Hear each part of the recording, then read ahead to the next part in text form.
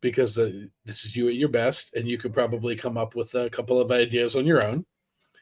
Why does your thing say was not raptured? Because I wasn't raptured. Was the rapture supposed to happen? Did I miss this? Yeah, it was supposed to be today. Yeah, Was it really? I thought it was last night. Or yesterday with the Jewish holiday. Yeah. Yeah, I just noticed there was a lot of fucking traffic this morning for like For the if rapture. the rapture was supposed to happen. Do you guys remember back in like 2000? It wasn't 2012 because 2012 was the big one with the Mayan calendar, but in like 2011, there was this guy named Harold Camping from like a Christian radio station out in California, and he had pulled this shit before. We're like, yo, I did the math. The rapture's happening. But he had people going around the country in like buses telling people like, yo, get your affairs in order because we're all dying. And they weren't they sending them money and shit? Yo, yeah, of course. I mean, look, that's what cults do. Yeah. By the way, my Venmo is very much you can see in the name there. But like, I want one of those shirts because these people that were working for this church had the shirts that were like rapture's coming, like this is the date, and I'm like, I wonder. Like, I need to talk with one of these people about what happened the next day when they woke up and they're like, "Oh shit, we're here."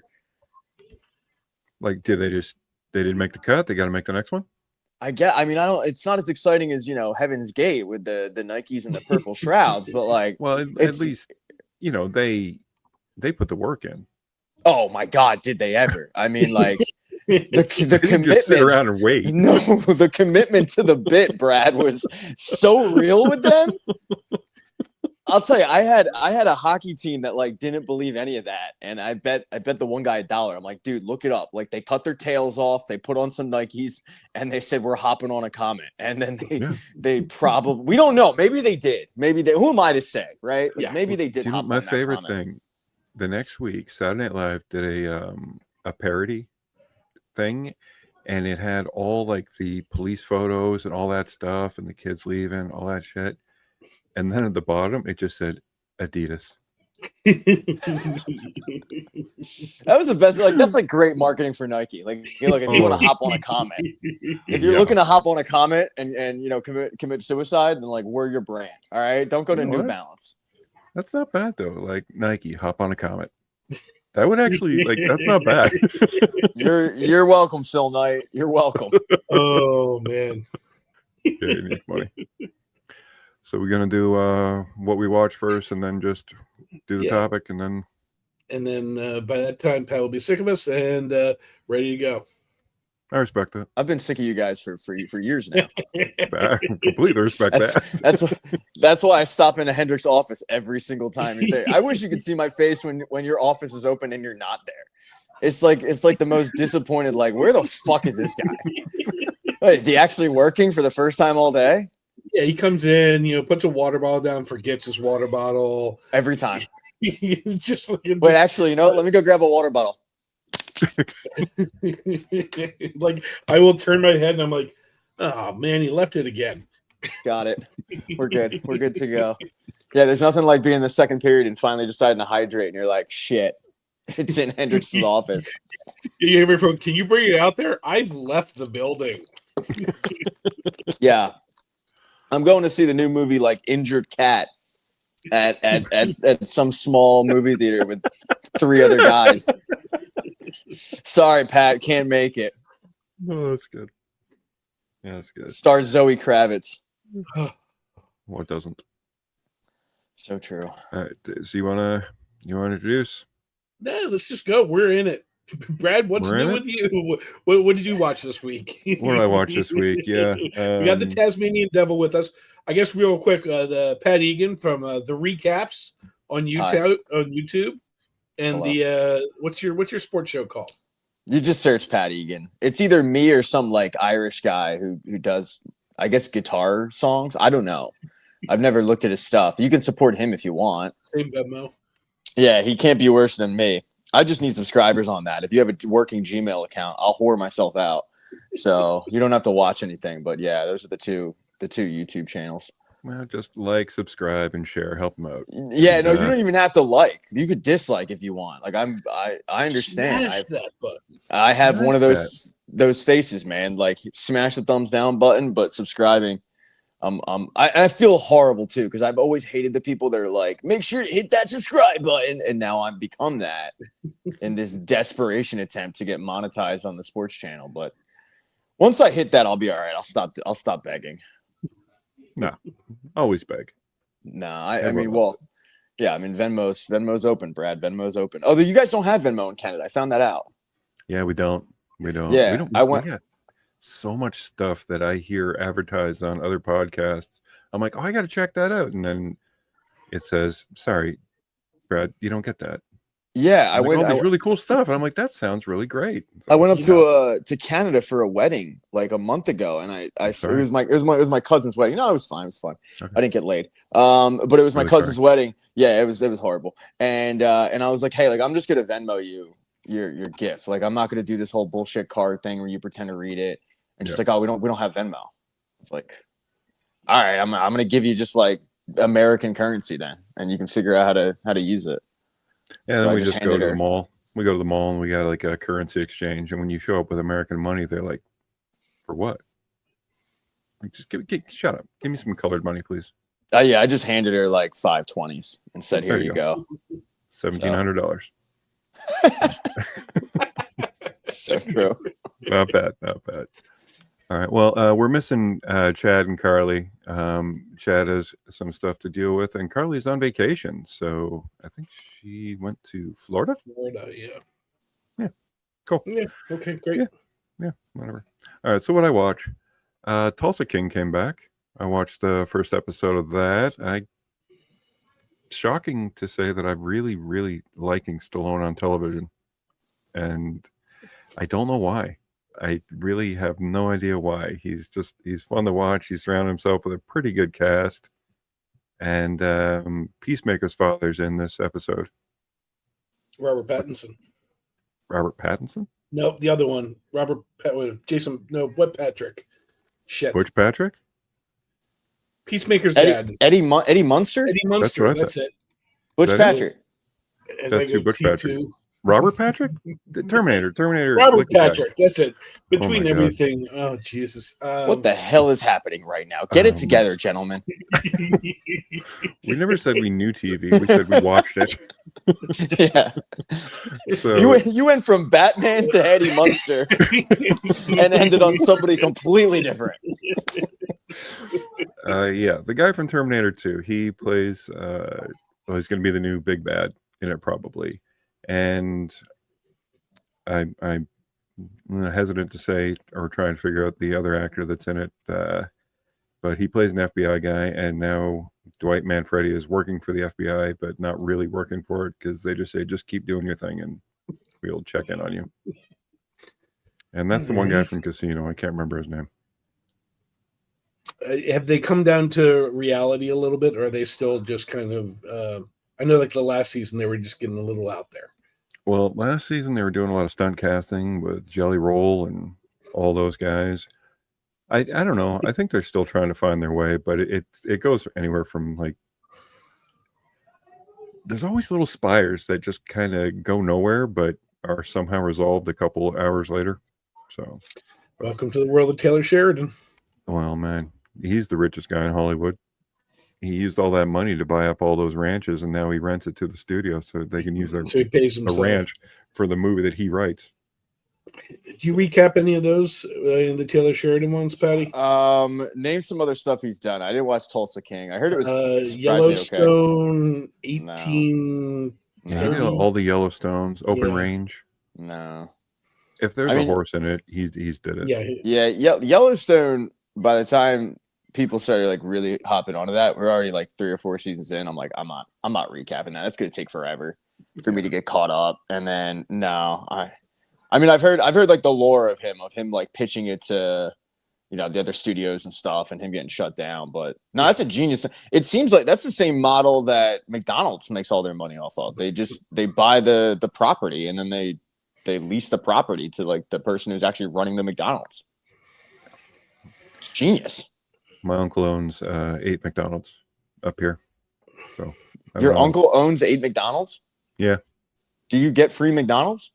No. I don't don't. get like, there's no like a card or anything. Yeah, like No, he can't. no. He doesn't hook. Like you don't roll up and you're, yo, Brad from Canada, McFlurry, bitch, and they don't like hop to it.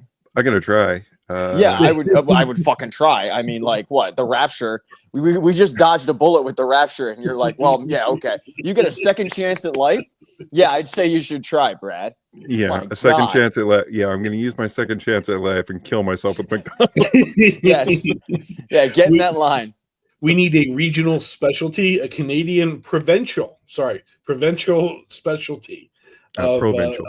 the Brad from Canada sandwich. Oh, What would the Brad from Canada sandwich be? Give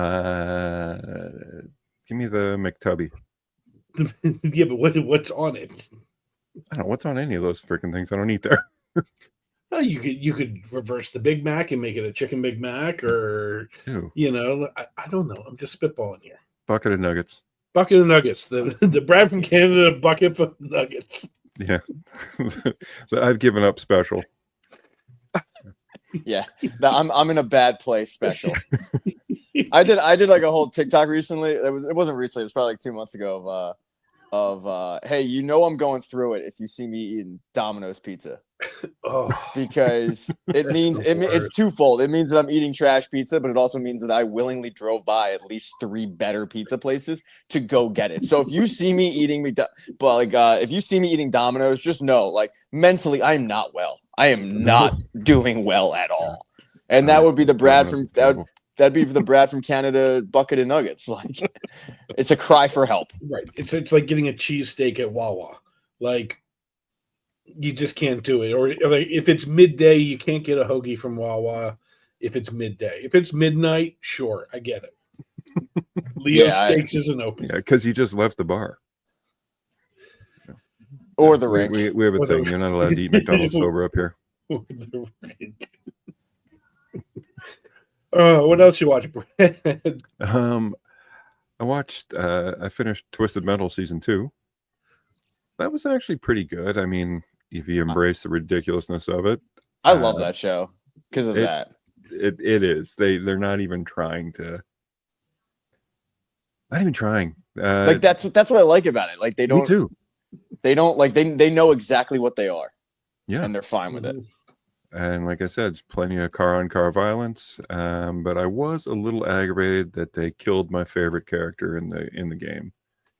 Sweet Tooth killed Grim, and I was a little bummed at that because I knew there was a 0% chance, but I kind of wanted Grim to win the whole thing, but he didn't.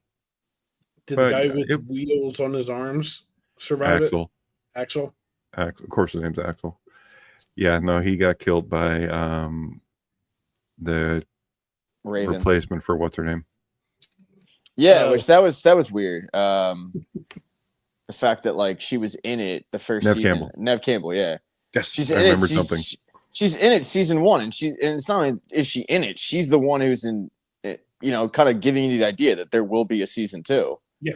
With the whole, like, hey, there's going to be a tournament, and then season 2 comes along, and she's not in it. Well, we discussed it a couple weeks ago. They didn't have that Nev Campbell money anymore. I'm surprised about that, though. Me like, too. Honest to God, first of all, what the hell's Nev Campbell up to, right? Like, her slate, this isn't 1997. Like, her slate isn't chock full. Yeah. So, like, how do you not have Nev Campbell money? This is like saying I don't have Steven Dorff money. Right. She's too busy setting up her little cornered booth, playing closer to free, just like, yes, I'll sign for $50. Yeah, like you've got Anthony Mackie money, but you don't have Nev Campbell money? They had those 2 cars, They needed 2 roadkills in it, so maybe they just didn't want to give her the money, or she just didn't want to take it, whatever. Yeah, it's weird. There's definitely going to be a season 3. They set that up pretty good, and I don't know, man. Listening to Will Arnett voice come out of Samoa Joe's body is just weird. Entertaining. Yeah, it's weird, but it's like once you put 2 and 2 together, it's interesting. Yeah, and I will say big props to old Samoa Joe there. He's got some pretty good physical acting that matches the voice. Yeah, no, you're right. So, props for him. Beyond that, I watched Prisoner of War, a Scott Adkins karate movie.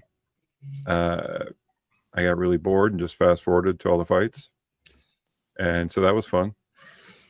And I like Scott Adkins. I think he's a great actor. He's a better karate fighter.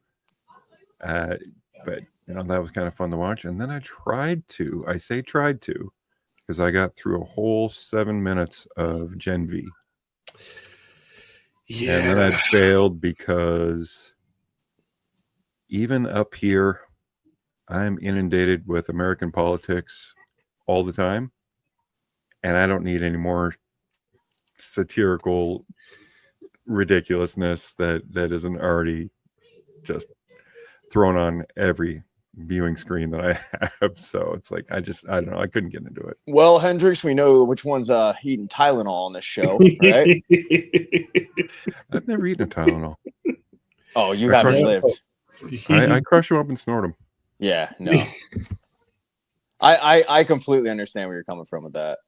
Yeah, I think it's just the first season was okay.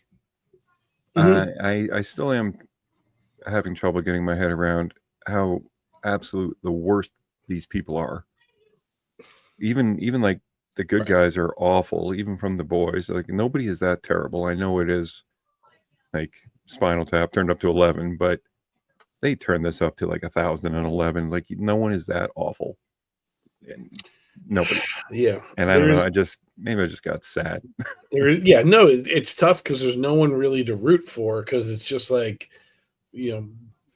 why? They're all like, awful. Okay, you're not bad, so we'll root for you. You kind of have to have a little bit of a good and evil.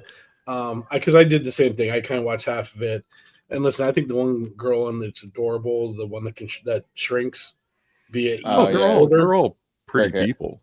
Yeah, but I don't know. What they're saying, I just got really bored really quick. I watched all of it.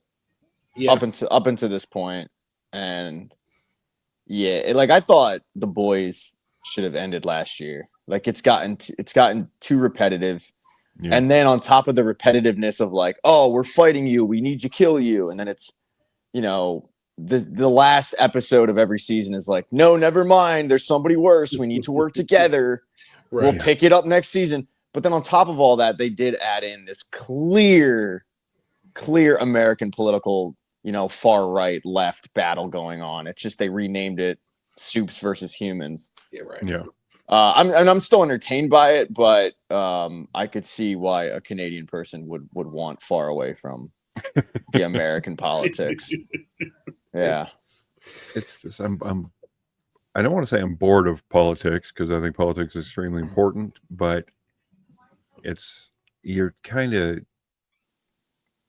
picking weird things to fight with, and I'm just like, no, thank you. Well, yeah, I mean, especially when like you go to something like a show for an escape, and then I think that I think you just nailed it right there, and you shoved reminded in me your of face. all the shit. Yes, it's like, oh, cool. If you're clever and you want to end around it and stuff like that, but yeah, it's the literal hammer on the head of just, okay, I get it. We all get it. This person's this person, we get it. Okay. I don't want to hear your agenda through your political agenda. I don't care what side you're on, but through your entertainment, no. Like, I don't want entertainment to teach me a lesson, and I don't want it to be within politics. It's just it was a good thing that just too much, and just, okay, it's time for it to go, and give me something else. Well, something else I watched that was definitely not political at all, and I have no idea how I stumbled on this, but it came up on my TV. I pressed play, and that was the old Benny Hill show.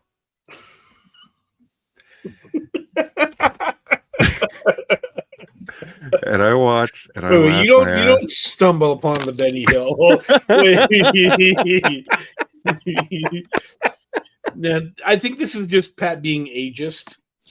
This is Pat being ageist. I think it is. Oh, it's being no, ageist? Actually, I quoted Benny Hill like a game or two ago. I was in Exton. I quoted Benny Hill. I mean, I used it like the proverbial, like, oh, it comes to the Benny Hill, the Benny Hill song. Yeah, but yeah, I know exactly what it is. I mean, look, you're not going to get politics in Benny Hill, that's for certain. Absolutely not. And know? if you do get it, you're not going to understand it because it's all English and such. But I watched a couple episodes and I'm like, I used to love this when I was a kid, and it is actually pretty smart and funny. But I mean, we're going to talk about this later. Jesus Christ, you can't do any of that stuff anymore.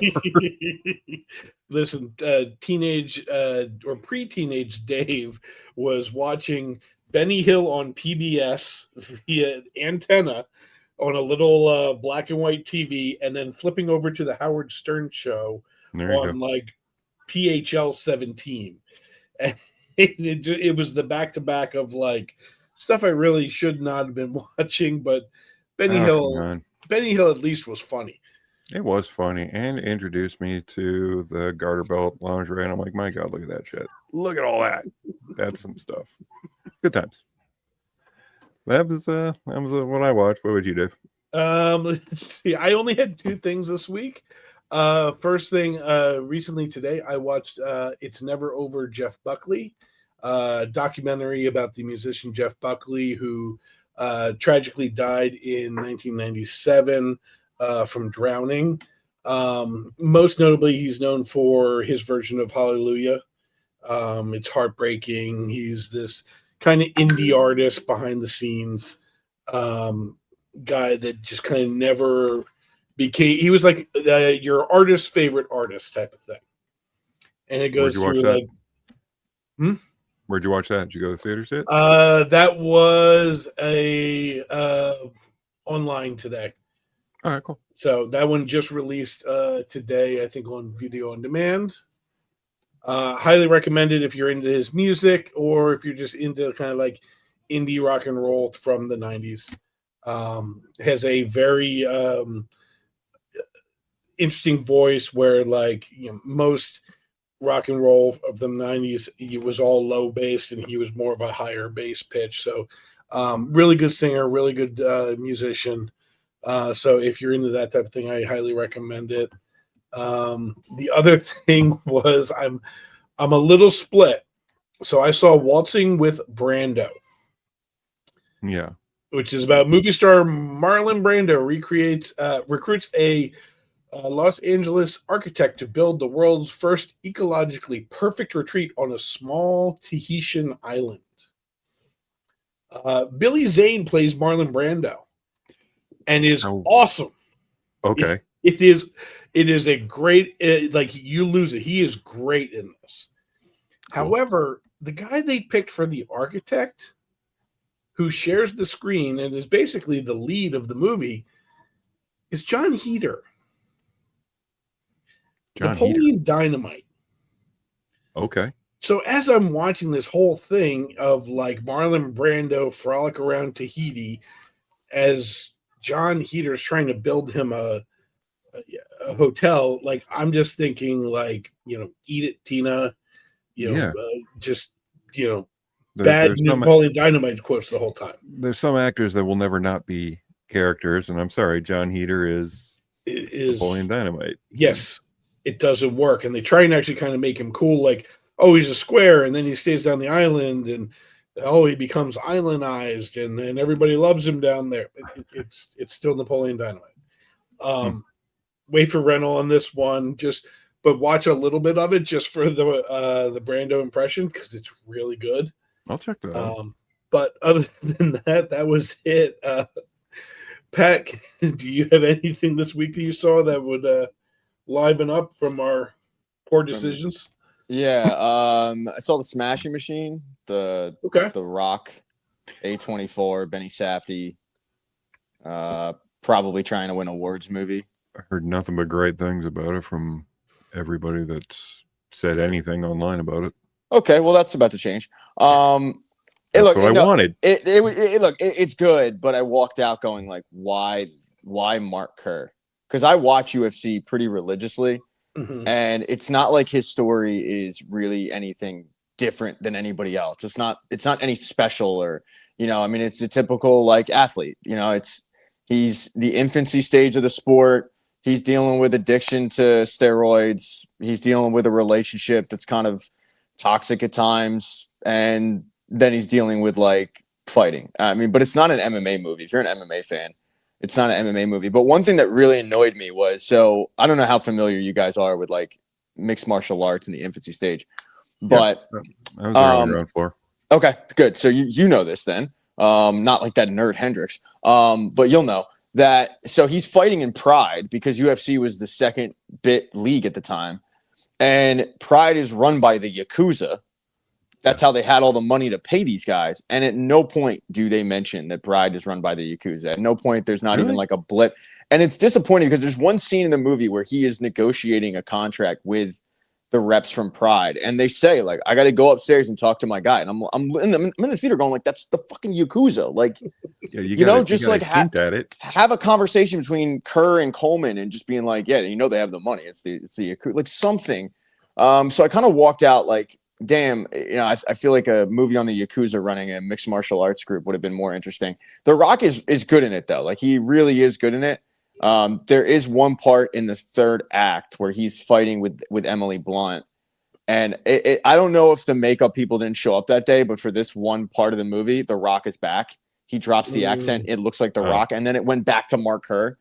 So that was a little but I mean, it's good. I don't think you need to see it in IMAX, that's for sure. And I think that a lot of people, if you're going into it thinking it's going to be a sports movie, you're going to be bored out of your mind because it's more of a character story than anything else. But do they parade other like MMA guys through this thing? Yeah. So the guy who plays Mark Coleman, who is another pioneer of the sport, the guy who plays him is Ryan Bader, who's one of the best heavyweights in MMA now. And he's really good in it, but I'm not surprised because it's an MMA fighter playing an MMA fighter. So like, how much of a stretch was that? Emily Blunt, I don't know what happened when she's on screen because I was busy staring. Like, this is the best Emily Blunt's ever looked. Oh my God. But it looked like a Benny Safdie movie or a Safdie Brothers movie. It was good. It's fine. I don't think you need to like rush out and see it, but it's worth watching. That's for sure. And then I don't know. I mean, we talked about Gen V, the morning show. I'm still doing the morning show. So when is that about to come back on, or is that no? It's 3 episodes in. So the episode 3 dropped, or no, episode 2 dropped yesterday. And yeah, it's good, but it's another show that probably needs to wrap up soon. But I do enjoy it. Did you see him? That was horrible. Yeah, dude, it was so bad. Yeah, I mean, like from top to bottom, there's no real redeeming quality other than Marlon Wayans. Marlon Wayans is incredible in it, but the problem with him is, first of all, the studio is trying to bait and switch the public by just throwing Jordan Peele's name all over the place. Right. And then in real small letters, you see produced by. Yeah. Because it's not a Jordan Peele movie. It is. Okay. It's got the feel of 3 guys who got together and said, let's write a Jordan Peele movie. And to their credit, it got produced by Jordan Peele. Mm-hmm. But I mean, as a football fan, like a big football fan, in the first third of the movie, they're describing the NFL draft and the way they're doing it. And it just, none of it made sense. Like, this kid is supposed to be the future stud, absolute number 1 overall pick. He suffers a brain injury. He goes to the combine and doesn't work out. And when he's not working out, they're like, oh, he might fall. And they mean like fall out of the draft. I'm like, in no way do you go from being the number 1 overall pick. You don't work out at the combine, which is pretty usual. And then you fall all the way to undrafted. So then he goes and he trains with Marlon Wayans, who's, basically supposed to be Tom Brady. And he realizes like Tom Brady's methods are fucking out there. But it's not a horror movie. It's gory at times. The ending is so absurdly ridiculous. It's dripping with symbolism. It's so in your face with it. It's the hardest pass. Like, do not watch this movie. Okay. It's 90 minutes and an hour in. I'm like, yo, like, let's go. Wrap it up. Wow. Mm-hmm. Yeah, it's not good. It was definitely presented as kind of like a horror, psychological thriller, all this, and sounds like, no, not so much. No, it's trash. It's hot garbage. I don't know if it's worse than Nope. I hated Nope with an unhealthy passion, but it's pretty bad. It's really, really bad. I'll tell you the movie that surprised me that I saw that's out now is A Big, Bold, Beautiful Journey with Margot Robbie and Colin Farrell. That was incredible. Like, that was really, really good. Really? Yeah, now Margot Robbie's fashion in this one needs work. I'll tell you that. All right, like the costume designers didn't do her any favors, but No, it's really good. I mean, it's typical like kind of star-crossed lovers thing, but the way that's presented, it reminded me of like Sliding Doors with About Time. There's another movie that I could compare it to that I'm drawing a blank on, but it's good. These two people meet at a wedding. They realize that they rented a car from the same shady car company, that the GPS has them intertwined, and they start going back to the moments of their life that really defined who they are now, which is like two single people that have accepted the fact they won't be together or they won't ever like find love. And it's really good though. I mean, Colin Farrell, dream, obviously. But I was entertained through through the whole thing. Out of the 3 movies I saw, I'd be like, the one I was probably entertained with the most was that one. Wow. Now we have the big movie of so far coming out tomorrow, which is the Leonardo DiCaprio one. You, me, and Brad, I believe, are all on the movies should be short. Like like give me a 90-minute movie and I'll love you even more.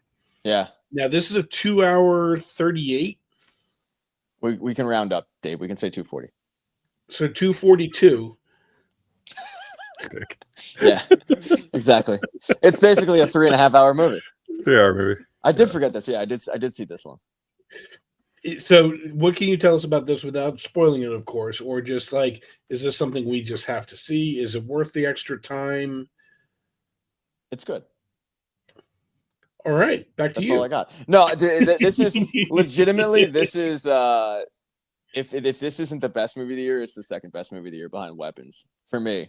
It was 240, but it moved at a tremendous pace. The acting is incredible. Like Benicio del Toro he's only really in it for like the second act, but he's incredible in it. Isn't Leo he the sensei? Yeah, but it's like just the way that it's just, I can't describe it. The way that he does things, he's great. Leo's great. Sean Penn's, all the acting is great. And I'm not, I went into it like very questionable whether I was going to like it because I'm not the biggest Thomas Anderson, whatever the hell that guy's name is. Paul Thomas. Paul Thomas. Yeah, the only movie I really liked that he did was Licorice Pizza. This is such a different movie than anything he's ever done. And it's so good. So just see it. And another movie I don't think you necessarily need to see in IMAX. I know they're promoting that heavily. Like, go see it in IMAX. I don't think up for Tron. Save my extra IMAX money is saving up for Tron. When I think about IMAX, I think about like the visual movies, and this is just a movie, but it's so good. So definitely go check it out. Go see it. Okay. The movie. It's not even a movie. The way, like, if you watched Apple's The Mosquito Coast with Jennifer Aniston's old husband, the guy who was in The Leftovers. Thoreau. Yeah, Justin Thoreau. The show is kind of mediocre, but it's in the same realm of like, these guys who are on the run and they're trying to keep a low profile, but they're probably pretty intelligent about what they're doing, or they have a mission and all that. And like, but yeah, just go see it. It's as I said, if it's not the best movie, it's the second best movie. It's probably my number 2 behind Weapons because Weapons was so unique. But it's up there. Yeah, it's so good. So I have a semi-local hot take. So Brad, I'm sorry, but I think you'll be able to understand it because I saw that Leo and Benicio del Toro were on the New Heights podcast, and God, those Kelsey brothers have no idea what the movies are or how to talk to. And normally I don't mind them when they talk to people. This one bugged the heck out of me. Of just, what is your favorite movie? What do you like? It just came off so bad. So, a hot take. I mean, Leo handled himself great. Benicio just basically laughed at the two of the Kelsey brothers buffooning. I need a break from them in the worst way. In the worst way. And I love Jason Kelsey, but I need a break. I know. I can't deal with it. I don't know these people. That's my hot take. Yeah, that's my local hot take there. Okay. That's cool. That's cool. All righty. So is that it for you, Pat?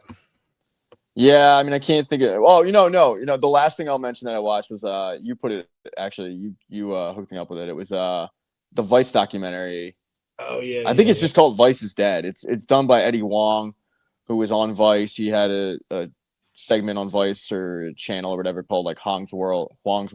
Yeah. He's the guy who he did the show Fresh Off the Boat from ABC. It's based off of him and his life, but then he hated it, so he got out of it. But anyway, it's all about like basically the rise and fall of Vice Media, and it's good. It's definitely worth watching if you're one of those people that likes, if you found like the WeWork show that they did on Apple or the documentaries they did. If you find that stuff interesting, you'll definitely like it. Yeah, it's worth checking out, especially because like I loved Vice. I thought they did a really good job. Vice Sports was incredible, and then all of a sudden it was like, wait, where'd it go? And I had no idea about the backstory of the evaluations and lying about numbers and stuff. And he went into all of it and interviewed people. Okay. So yeah, it's that's where I went for like news and everything for a good 2-3 years. Yeah, it's interesting it's another example of like a guy who just starts smelling himself a bit too much. The ego is too big, thinks it's never going to end, and then boom, humble pie is served. So, and of course he thinks he did nothing wrong. So it's definitely worth checking out. I don't know where it is though. Like you hooked me up with it, but I don't know where you can watch it. It's on some streaming platform that I don't. Right. It's one of those streaming platforms. You're like, another one? Really? Yeah, no kidding. Yeah, it's like one of the ones that you can watch with your library card or something like that. It's on Quibi. Go watch it on Quibi, folks. It's actually Amazon Prime. Oh, okay. All right. Yeah, another streaming service? Amazon's now doing it? That fly-by-night operation. Yeah, they'll never last. Yeah, so that's all I got. Awesome. Well, we had a little topic back and forth for Brad, so you can make fun of us as we do our slides. And I kind of threw you a couple just so I could trick you up a little bit because I know you like to go into these things blind.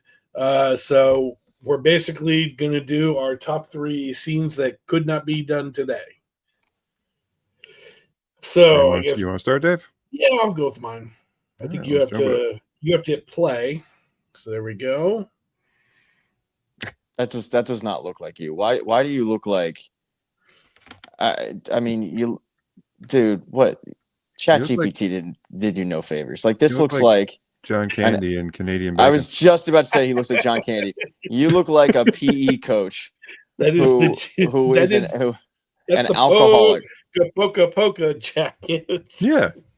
This looks like I mean, you look like a divorced like high school gym teacher who can't wait to go home and slam 4 beers. 4 beers. We're get a Hungry Man frozen dinner. Yep. Oh, yeah. You know what I mean? But you got to get it right so that the dessert isn't just a brick.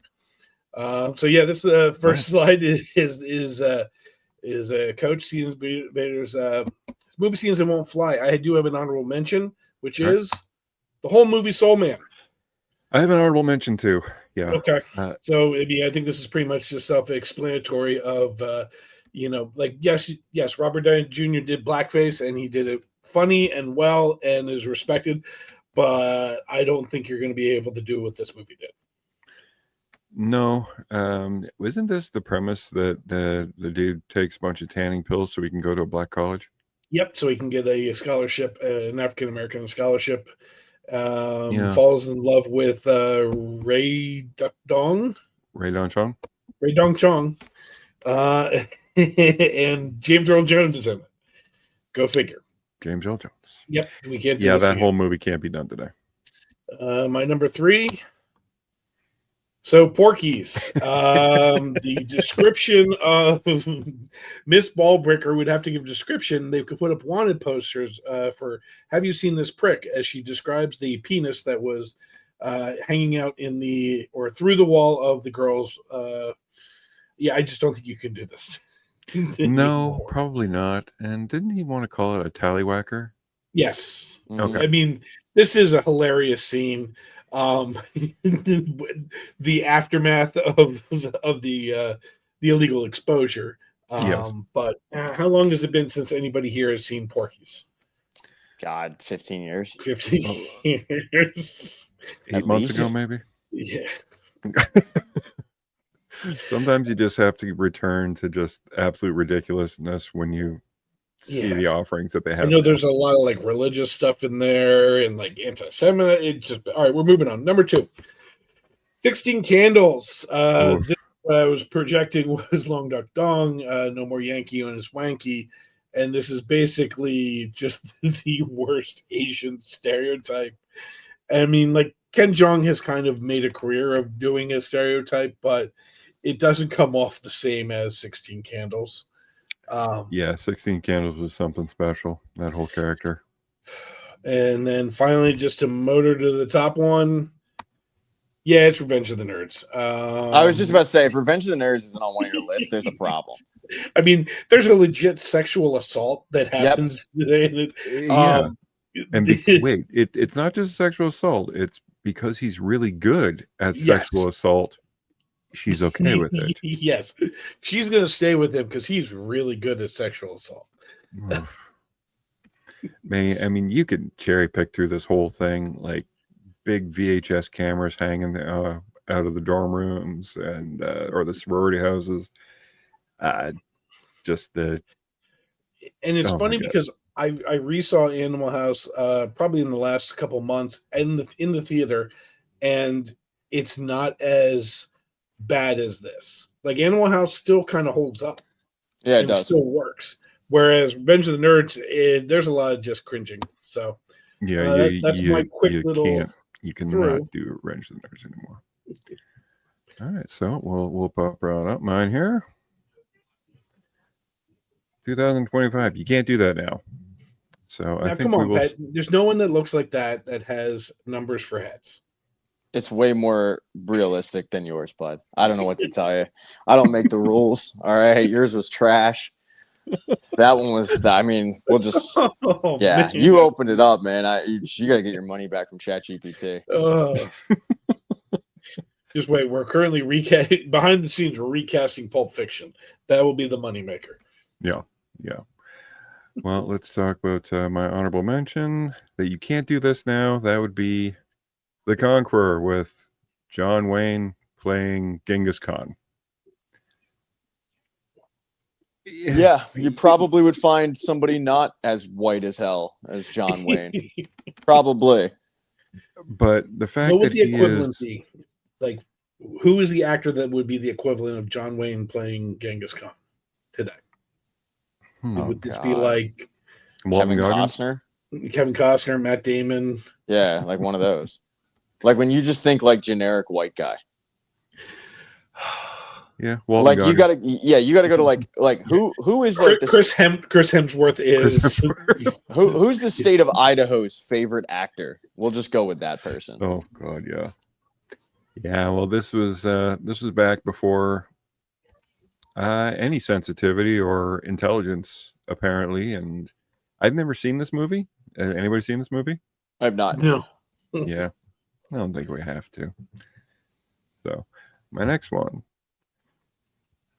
Mr. and Mrs. Smith. I don't think you could get away with the scene of Mr. Smith just boot fucking his wife there, just laying the kicks on her for a good 2-3 minutes when she's lying there behind the couch, because I think I don't care that she is a professional assassin.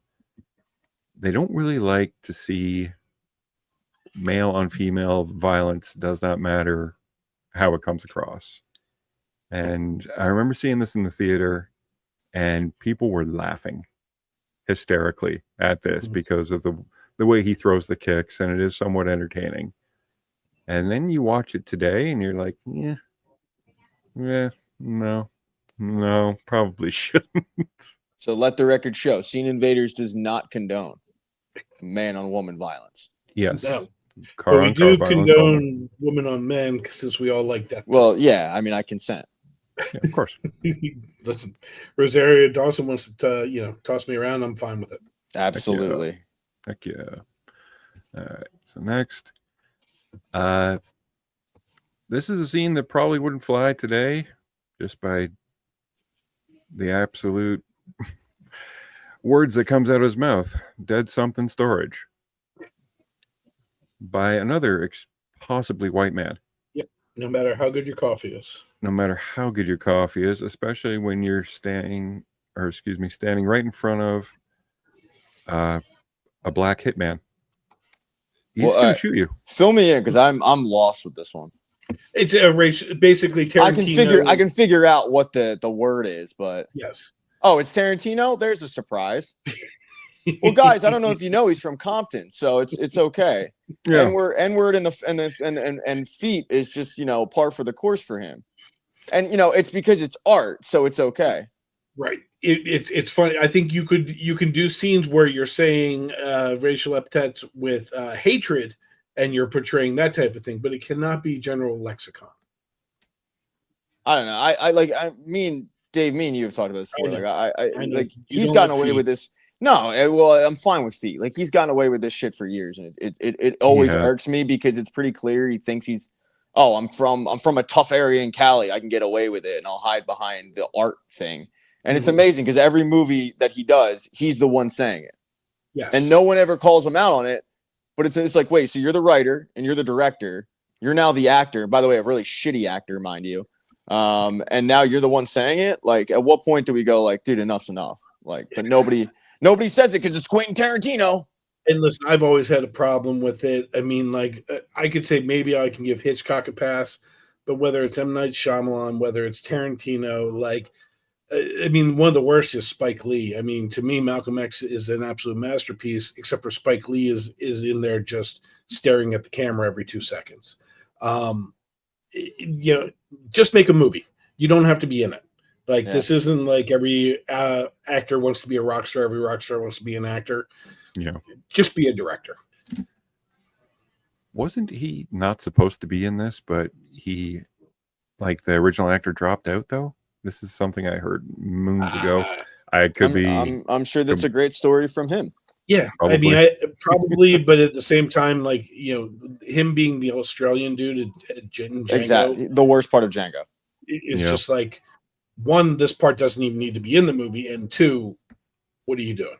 Please tell me you have seen the video of him completely code switching, talking about Django. Where like Jamie Foxx is like, dude, you don't talk like this. Like, what are you doing? Oh yeah, man. And then I came around with the camera there, and it's like, dude, you were milk toast. Like, you have a foot fetish, my guy. From like you were a balding white man. What are we doing right now? He so wants to be cool. Oh, he does, and he's not at all. No. If Quentin Tarantino does not have a hater in this world, then I'm dead. I do like Tarantino movies, but I always respect Pat's opinion. And as always, I like Tarantino movies too, but there is always that one little caveat. They're like, yeah, it's just like, come on. Why? I want to like Tarantino movies, but like, you got a whole movie marketed as like, all right, we're gonna kill a bunch of Nazis, and you don't really do that until the last scene in the movie. I'm like, yep, let's go. Like, if you just had a whole movie about the bear, the Jew bear, or Jew bear, with a bear Jew. Like, if you had a whole movie about that guy, like, sign me up. If it was like John Wick, but like Jewish John Wick celebrating Rosh Hashanah and like murking Nazis, I'm your guy. Like, Jew bear was supposed to be Adam Sandler. You should write that movie. I did know that was supposed to be Adam Sandler. That's pretty crazy. And I would love to see a Tarantino starring Adam Sandler version of the bear. Sign me up. I mean, I think Adam Sandler is actually a really good actor. But it would have been interesting to see him in that role. He's a good actor. I wish he would act more, not just be a jackass. Yeah, I hear you on that. Or I just wish I could be one of his friends that he puts in movies and just. Oh yeah, that would be pretty cool. Dude, I was almost one of his friends. I was like really close. Yeah, during the last movie. So during Hustle, I'll try to quickly get through this story. I was an extra in Hustle during the NBA Combine scene. Okay. So my role was to literally sit in the stands. That is it. It was great because unlike the other movies I've been an extra in, and there aren't a ton. And by the way, that's not a flex. Being an extra blows dick. But the other movies I was in, like, they would take my phone and stuff. Like, I literally couldn't do anything. I mean, Hustle, I don't know if it was a Netflix thing or what. They're like, yeah, you can have your phone. So I was watching like college football on my tablet while they were like filming it. But at one point, the production assistant like was walking by, and she's like, "You, like, come here." she's like, I might need you to fill in for like one of the coaches who's like leaving early. And I was like, yeah, all right, whatever. Cause I was wearing a Sixers like pullover thing that they gave me. So it was like official team merchandise. And I was probably the only one that kind of resembled the guy. Anyway, she eventually grabs me. She brings me to like her boss, who's not the director, but I guess she's a few rungs on. And he looks at me and he's like, are you kidding me? Like this is the guy we found? And I looked at him and I'm like, I play tall on camera. Like, don't worry. So it wasn't like it was really just like background stuff because they weren't like filming the bench. Obviously, if you've seen the movie, they really just needed like the one scene, but they needed people there, obviously, like stand up and stuff. And anyway, Adam Sandler was like playing on the court, and I was like probably 3 feet away from him when he seemed like a super nice guy. Never heard anything bad about him, but yeah, I was really hoping, like, I had these grandiose ideas that I was going to become his friend. I was going to be in these movies. I had to be set for life. And then it never happened. Bummer. The tough thing now is he seems to be getting into the M. Night Shyamalan round or the, who's the This Is 40 guy? The director. Yeah, not Adam McKay. Oh, my God. But basically, like, his kids are now in it, and his kids are now featured in the films. And it's kind of like, I mean, the last M. Night Shyamalan, we were actually on board with Josh Hartnett for like the first 2/3 of it, and it was just like his daughter being in it that just oof. I thought Josh Hartnett was really good in that. The movie itself was like pretty mediocre. Yeah, the movie it was a good idea, but it got stupid. Yeah, the movie that I was actually like impressed with was the movie that his daughter directed. That wasn't great. It was like the Watchers or something. It came and went. It was a horror movie that came and went. With one of the Fannings. Yes. And the movie wasn't great, but I thought she did a really good job directing it as a first-time director. But I mean, it's it's nepotism. We all know what it is. Like Daniel Day-Lewis has a new movie coming out. And I, like everybody, when I saw that, went, wait, didn't he retire? Yeah, and then you look and and then you see, the director is like so-and-so Lewis. It's like, oh, okay. I wonder how this movie got made. Wonder. Skipped it. I skipped that movie tonight to be with you guys. Well, I appreciate it. There you go. Yeah. Because I watched the trailer and thought this probably is going to be dog shit. Like, well, Sean Bean's in it, so we know he's going to die. Daniel Day-Lewis is in it, so we know he's going to die. The movie, dude. It's a movie where like you watch the trailer and you still have no idea what it's about, and then the description is, I have no idea what it's about, and I just didn't feel like sitting in a 2-hour movie, walking out, going like, why did I waste my time? Which I felt like I was probably going to do. It was probably going to be an artistic showdown between Sean Bean and Daniel Day. I mean, if I'm wrong, I'll own up to it, but I was like, yeah, I'll skip this one. And I never watch trailers for stuff, but for this one, I was like, I gotta check out if I really want to be sitting in a theater for probably $220. Oof, Judd Apatow. All right, Judd Apatow is the guy.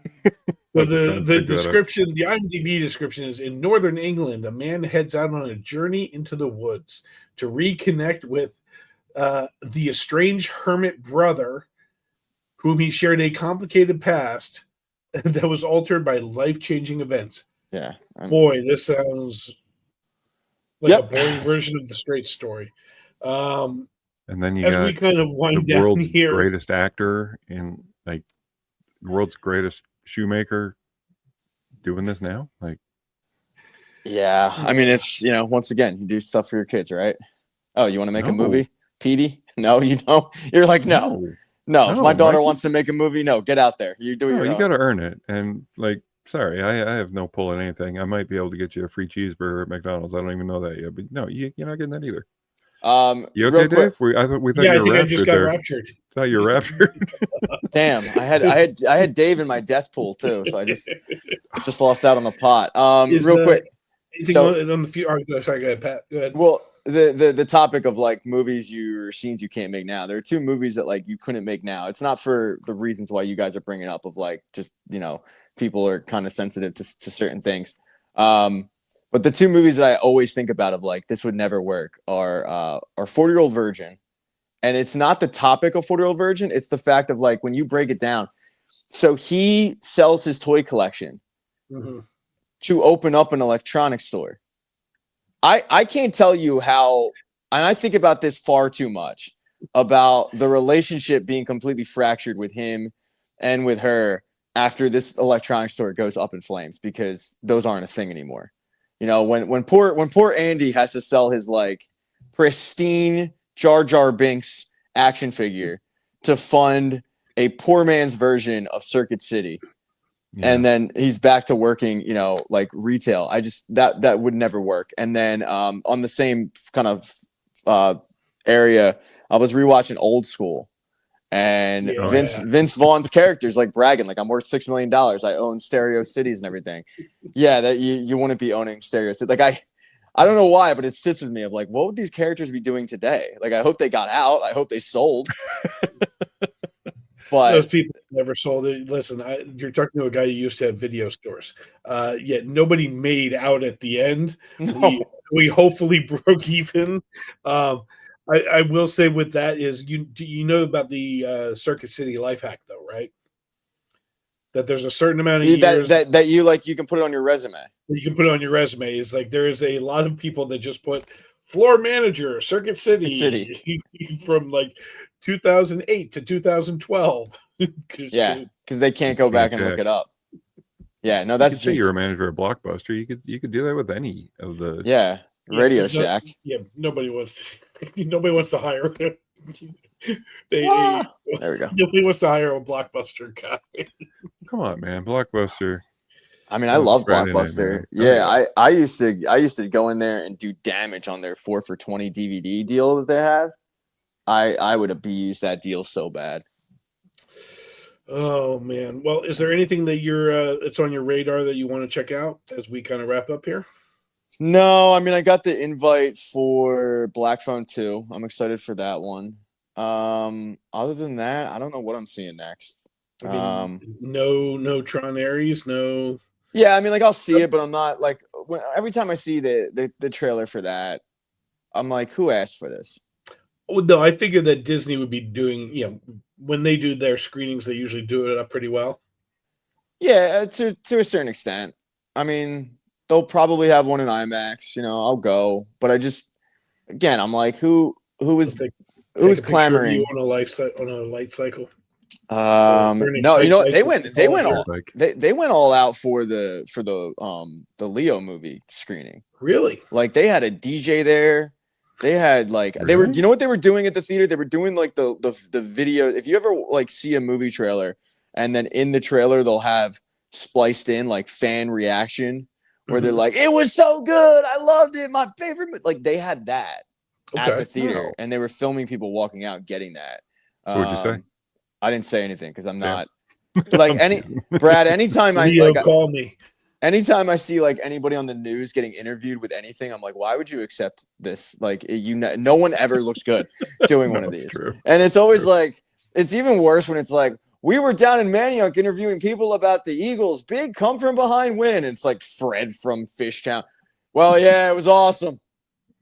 And that's it. And it's so. I am glad that they won. I like that team. So they did ask. They were like, "Do you want to do it?" And I was like, "Fucking no, I am good." I'll give you guys my reaction to it, but that's it. But I snuck in a milkshake to that one, and a few other food items, and that's a great thing. So you got to give me your top 3 things. What is your current? What are you getting in? Thievery into the. What is the best meal you've taken into a theater? Yeah, the one that I always go back to, John Wick 3, the screening for John Wick 3, I snuck in Chick-fil-A. So it was the waffle fries. I'm assuming it was a chicken sandwich or chicken tenders. It's usually what I go with. So waffle fries, chicken tenders, and then a crepe. And it's the mix of I had to go to different stores and stuff. That's a good one.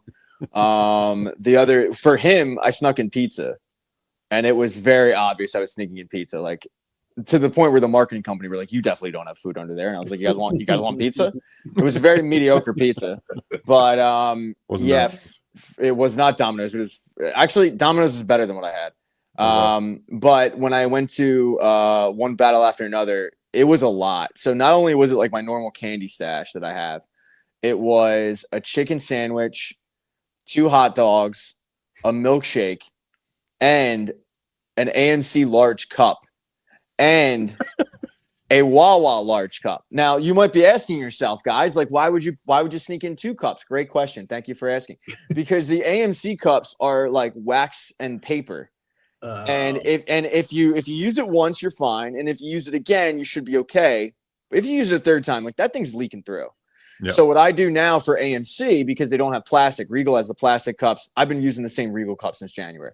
For AMC, what I do is I have the large AMC cup, and then I put a Wawa cup, which is plastic, in the AMC cup. Yep. And then I go and I refill it, and I come back and I put my little lid on it. So yeah, so I had 2 reusable cups, a milkshake, a chicken sandwich, 2 hot dogs, and candy. And the movie was long. Yeah, Leo wasn't the only one doing damage in this movie. Like I brought the wood. Weapons, I snuck in. Wait. There's only one person here that brings the wood. Oh, stop. That's the Canadian. You're right. That guy fucks women. All right, great job, man. That's right. Who does it? Brad in Canada does it. That's why he used to do it in America. It's illegal now. It's illegal. He had to run over the border. And Justin Trudeau was like, "We're gonna give you a hug. Welcome, Brad. Welcome. Oh, get over here, you deep dicking motherfucker. Love it." For weapons, I snuck in 2 sushi rolls, and I was like eating it before the movie started, and a girl was walking out of the aisle. She's like, "Oh, I should have thought of that." I'm like, "Well, you can have some if you want." But when I was on the radio, one time we played a game of if you could name something that you snuck into a theater that I hadn't, then you would get a prize. We didn't give out many prizes. I mean, the obvious one's alcohol, but the one that snuck out, really stuck out was this guy said that him and his football team all went to go see Remember the Titans, and he snuck in a whole rotisserie chicken.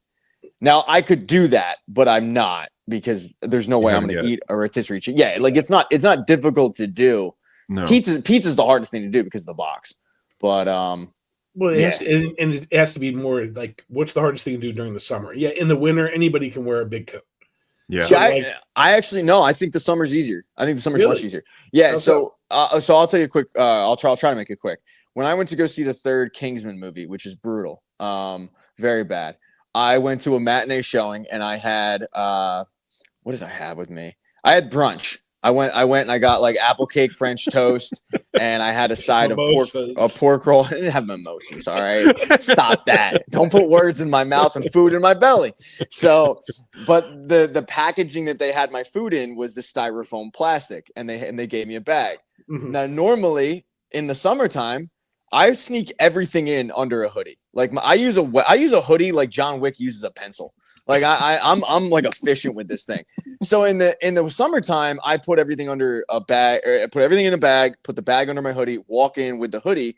And if I ever get questioned, I'm like, oh, I get cold in the theater. In the wintertime, you look like a psychopath. If it's like 30 degrees and you're walking into a movie theater and it's freezing out and you're carrying a hoodie, but you're not wearing the hoodie, that looks bizarre. So I had to put the hoodie on, and I had like I'm trying desperately to like hold everything under my hoodie, and nobody was in the theater. Like in the lobby, no one was there because it was a 12 o'clock showing on like a Thursday, and I could tell the person that was like there, the one worker, was the manager. So now I'm worried that I'm going to get like caught, and every step I take, you just hear the crinkle of the styrofoam. And there was at one point where I actually I got my drink, I'm ready to go, and a worker was walking by, and I had to like stop and pretend of like, wait, where am I going? Because if I followed him, he would have been like, dude, like what the fuck is wrong? What's that noise? What is going on right now? Anyway, I got in, I ate my food, good to go. But yeah, that was probably the closest I ever came to like getting caught, because it was just so painfully obvious. Awesome. Well, we'll make sure that we put a link to your channel in the description of this video. I guess cool. Before we leave, any updates from the Bumble front, from the actually what TikTok has been doing? TikTok, right? TikTok's my most successful dating app. And I do these. It started this tongue-in-cheek thing. It was like my TikTok feed was nothing but these emo like alternative girls showing off their outfits of the day, and every single one of them I'd watch them and I'd salivate, and then I'd type in like I consent, and then I'd never hear back from them. So I was like, I'm just gonna make fun of these girls, and I'm gonna start doing it. And then I started getting it from the other end. Like I started getting women who were like into me from doing it. And the last one I did, which was actually at the rink, Dave, I was leaving the rink and I was doing it. But the last one I did, I said like, hey, if you're from Vancouver, like I'm probably your type. Oh, you're from Denver, Colorado, like you're probably into me. You step into Philadelphia city limits, oh fuck that guy. Like I'm not into him at all. And that's pretty much what happened because I had a girl from like Ohio. Here's the states I had reach out after this one video. It was Ohio, Connecticut, New Jersey, New York, Florida, California. There might be one or two more. And it was like, if they were in PA, it was like they were in like Pittsburgh. They weren't close by. And I'm like, can I get one person in the Delaware Valley? So there was one girl from Delaware. We're supposed to hang out on Saturday. Bumble, I matched with someone yesterday. I got like the little notification of like, oh, she messaged you back, which is like a shock. Okay. And then I went and whatever the message wasn't good because she unmatched. It was probably like a fuck you. I ain't doing it. Lately, it was like I got rejected last week twice. The same day. This is so rare for me. Like to get two women, separate women, to return a text to me, bonkers. But they both were like, yeah, this ain't going to work out. You have kids. And I was like, great. Now I'm getting punished for having sex. Like, I wish I was Brad from Canada. I'm not, like he gets celebrated for having sex. Me, it's like, oh, fuck that dude. And his mediocre dick. So, but like Hinge, I was like texting a girl today from Hinge. Like, we'll see what happens there. But like, yeah, it's TikTok is my number one success story. Sadly, it's really pathetic. Well, hopefully we can get all of the backing obscene invaders behind you to reach out to Pat. If you have a double X chromosome and you're remotely interested, DMs are open. They're very open. I have a great credit score and I have Paramount Plus. You're gonna get what else inundated with messages now, dude. Trust me, I know what I'm doing. All right, I know what I'm doing. Oh man, Pat, thank you as always. I appreciate I appreciate the favor. This is fun to have you on. All right, that's pretty much it. That's all I got. Brad, anything for Pat? Thank you as always. All right, yeah. Time. I'm gonna go do work now. Thanks, all right, Pat. cool. Thanks. All right, see you guys. Later, guys.